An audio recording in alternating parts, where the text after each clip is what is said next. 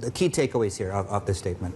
Yeah, well, this really doesn't come as a surprise. First of all, Country Garden has warned about the potential default of its offshore debt payments back in September, and Bloomberg News have already broke the news a few weeks ago that it's in talks with these restructuring advisors, Houlihan and CICC Hong Kong, and also Sidley as its legal advisor. I think what really is bringing all these together is, another developing story, which is Evergrande. So two of what once was the country's biggest developer has now already faced sort of their end destiny, which is, this long road to restructuring. Well, for Evergrande, there's also a possible scenario for liquidation. And Country Garden, again, looking at its sales during the Golden Week, which is a key number, that's fallen 80%. And last year's number already fallen 80% on top of that from 2021.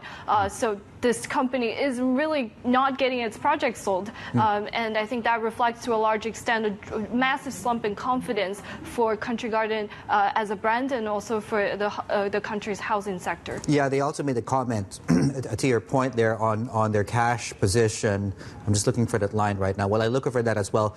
Just talk to us. There's a parallel, obviously very related story here that some of their creditors are looking to form a group. What's that about?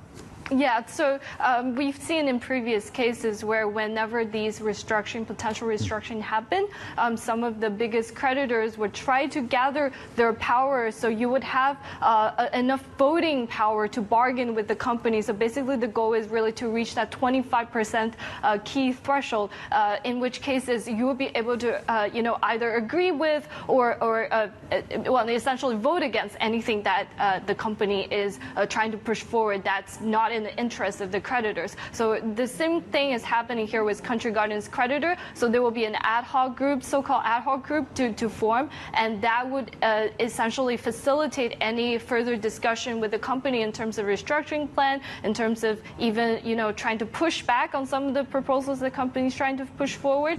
So for offshore creditors, that's definitely a positive development and something that we're seeing, how these offshore foreign investors are trying to assert their power on trying to, get some recovery on their debt.